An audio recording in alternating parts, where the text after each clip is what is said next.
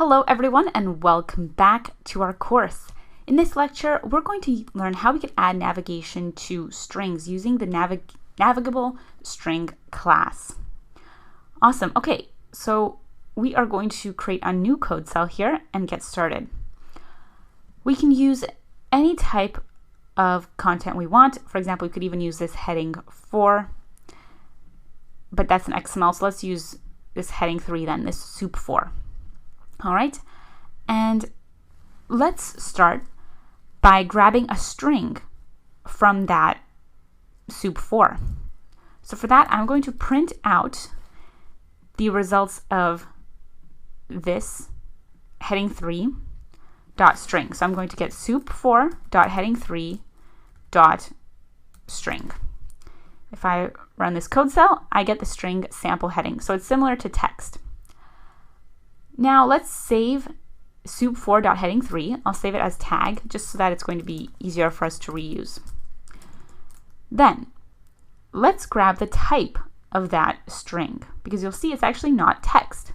So I'm going to use the type function to get the type of tag.string. So the string attribute is actually a BS4, beautiful soup 4 element dot navigable string. So this is different from just regular text. And it's also different from a Unicode string.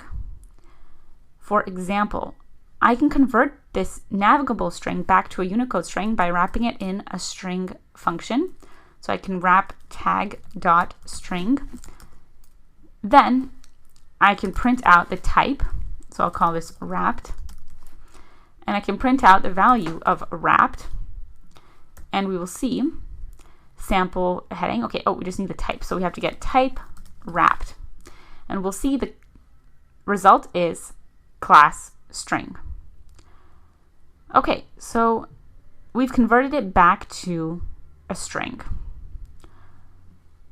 Next up, how can we iterate throughout multiple strings?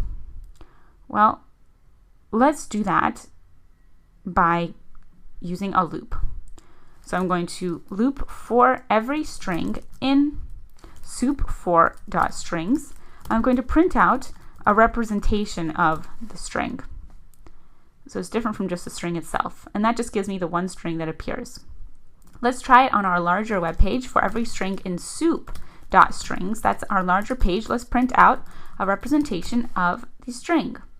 And look at that. We get these line breaks, site title, page title, and the text. So here we're getting all of the strings in the page. It's similar to text, but we get all of the line breaks included as well, because those are all strings. What if we want to strip the strings to ignore that white space? Well, we can do that as well. So what we can do is for every string in soup.stripped_strings. So we're accessing a property of soup called stripped strings, and we'll print out a representation of that string for all of the strings. That's just going to ignore all the white space. And look at that. We get this result. And this is even cleaner than text because text still had white space. As well, there is a comment object, which is a subclass of the navigable string class. So let me show you an example. I'm going to make a variable called comment. And I'm going to have a tag, but then I'm going to include an HTML comment. You create an HTML comment by using the tag of ! !! Then you put in comment, and then you close that tag with -- tag. All right, so just like that, we have a paragraph tag, and inside of it, we have a comment. Now let's make a beautiful soup object out of just that one comment. Then we are going to take soup.p.string, and let's print out the results. We see put in comment.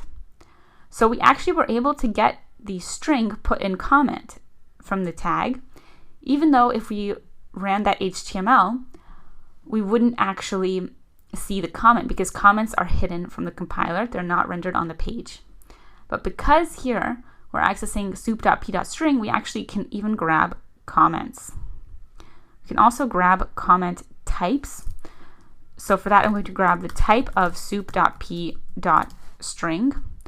And look at that, it's a beautiful soup comment. It's not actually a beautiful soup navigable string.